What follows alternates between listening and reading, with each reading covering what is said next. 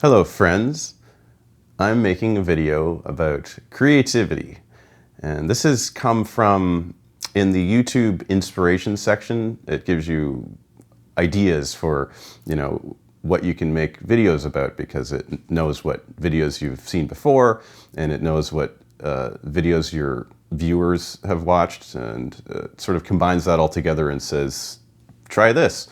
And usually I look at it and I'm like, I don't know.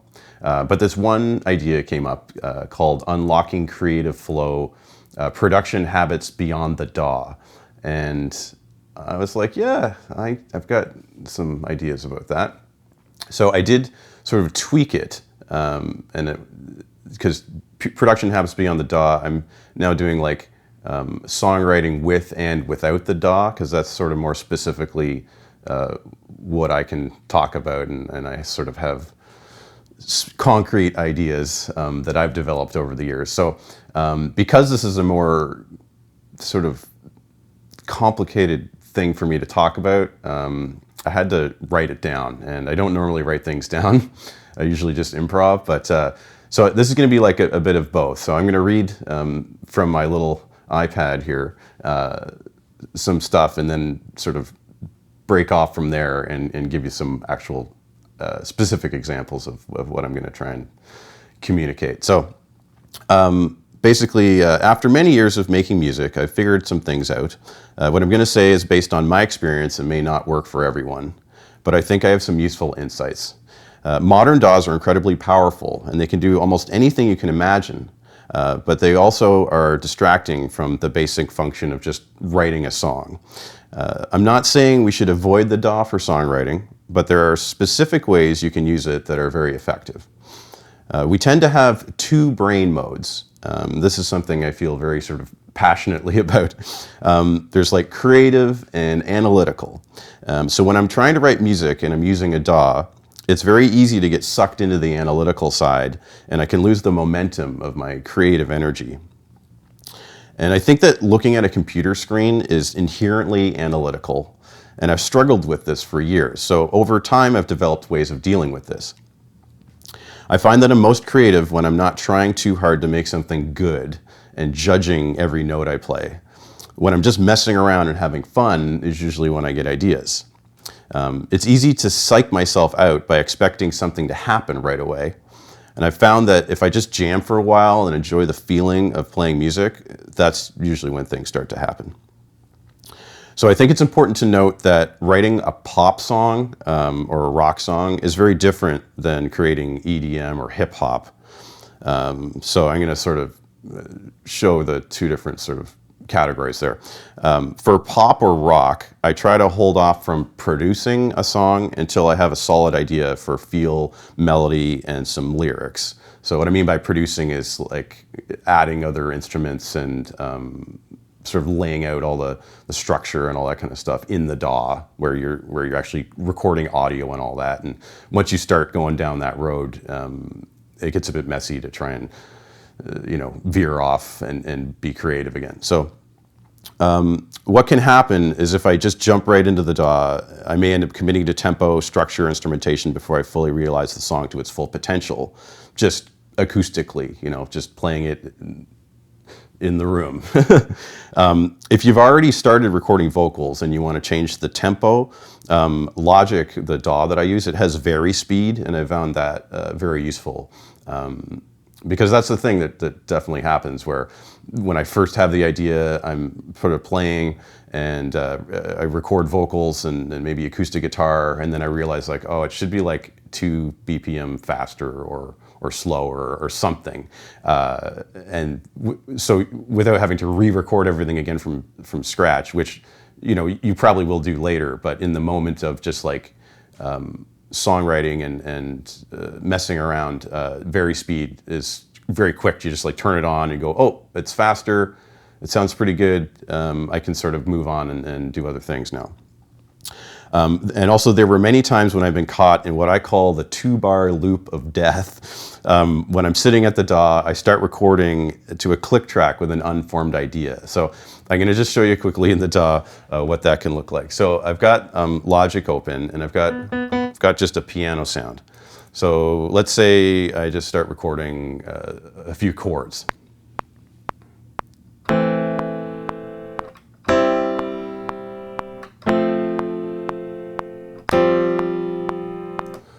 I'm like, oh, cool, I have a song idea. And then like, let's loop that. Let's start adding drums. So.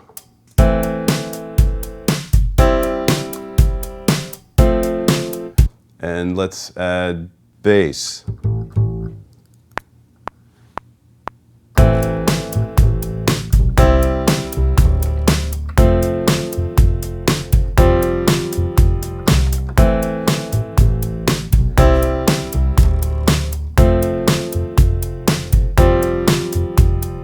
And then, you know, keep adding more stuff, and then, you know, try singing over it or whatever. That can work, and it has worked for me before, but what happens a lot of the time is I just don't know where to go from there because I've added too much stuff without really like working out what the chords are in terms of where it's going to go, variation within that, and how a melody can fit over that. Because a lot of what songwriting is the melody or the rhythm of the phrasing of the voice or the lead instrument or something like that, for pop and rock at least. And you know, you just get into this loop thing, and then you're thinking about that, and you're not thinking about where the melody is going to go. So this situation, I recognize it, and I try to avoid it as much as possible. Of course, with EDM and hip hop, you're generally working with samples and drum beats, and the DAW works great for writing in those genres. So yeah, if you're doing hip hop, you're making a beat, of course you're going to be in the DAW, because that's how you do it. And you know, you make loops and stuff, and then you mess with them, and then you know, copy and paste and cut things out to give you, you know, variation of the drums coming in and out, and that kind of stuff, and that's fine. But what I'm talking about for this other problem is more like, you know, the pop song kind of thing. So I've been most successful with writing songs on either acoustic guitar or piano with voice. So I'll like play acoustic guitar and sing, or play acoustic piano and sing, or digital piano and sing. And then, you know, verse, chorus, you know, pre-chorus, bridge, all that kind of stuff. I'll work that out before I start laying MIDI drums or MIDI bass or real bass or any of that stuff. So I've got some tips. So here's an acoustic guitar tip. So use a capo so you can experiment with different keys but still use your favorite voicings. I've written a lot of songs with the capo on the 2nd fret because my voice tends to work well in those keys. And I know this might seem like pretty elementary for a lot of people, but the basic concept is like, you know, you have a D shape, like, and then if you put the capo on, you can just play the same shape with your chording hand, and that's called a voicing. You can move like a shape, a finger shape, and all of a sudden you're playing, and it's a different key. So when you're singing or trying to come up with melodies, it can be really easy and fun in that way. So also alternate tunings can take you outside your comfort zone and help you come up with unusual voicings and melodies, which, you know, if you want to have an example of that, like Joni Mitchell has almost, I don't know if it's all the songs, but so many songs that are really crazy alternate tunings. And then so her guitar chord voicings are all unusual too, and through that comes up with like really interesting harmonic sort of things. Also use a digital piano with speakers so you can play without the DAW being open, or, you know, if you have a real piano, just use that. That's a big one for me, because to just make a piano sound or play at all, and having to load the DAW just to do that, it's fine sometimes when I'm in the mood and I want to do that, but other times I don't want to open the DAW and I just want to sit down at the piano and just start playing and get immediate response. So I'm going to reach forward here, and my digital piano's right there, and it's just on, and if I turn the DAW off, it still makes sound. It's cool. So I use an audio recording app on my phone to capture ideas as well, which is the part where I'm saying making music without the DAW. So the phone works great when I don't want to look at the computer screen, and even though the sound quality isn't very good, sometimes an idea just happens and I want to record it quickly and easily. So I use GarageBand sometimes, as well as the Shure Motive audio app, which is MOTIV.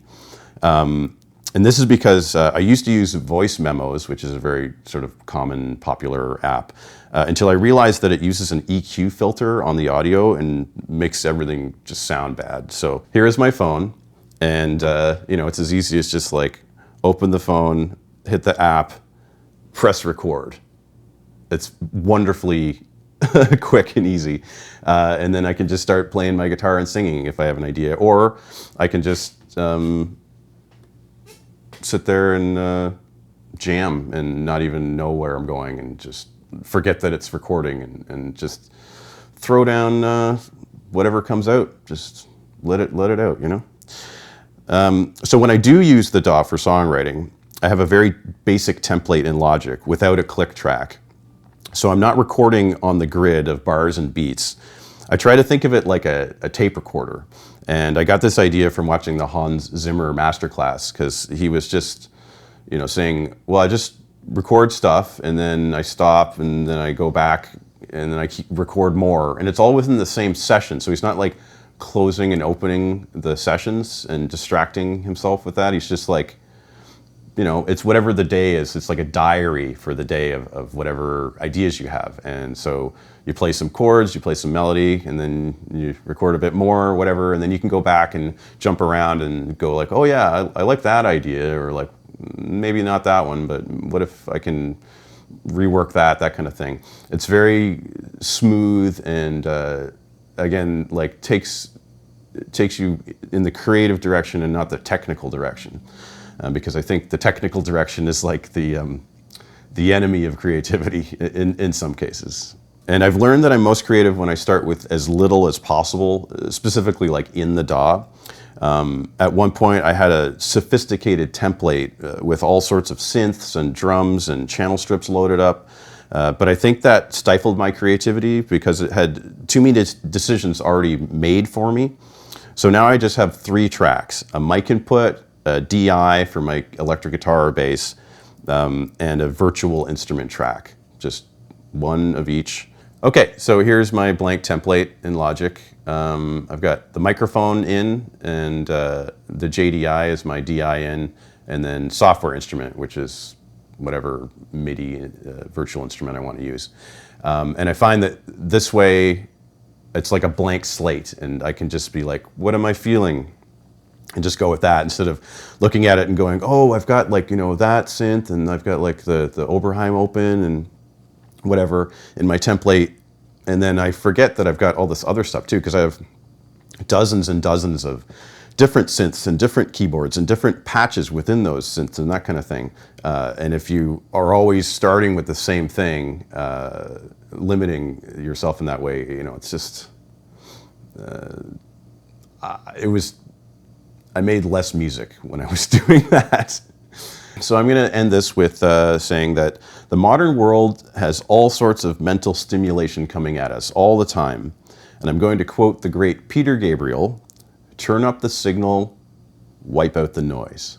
Please like and subscribe and leave a comment. Thank you for watching, and I'll see you in the next video.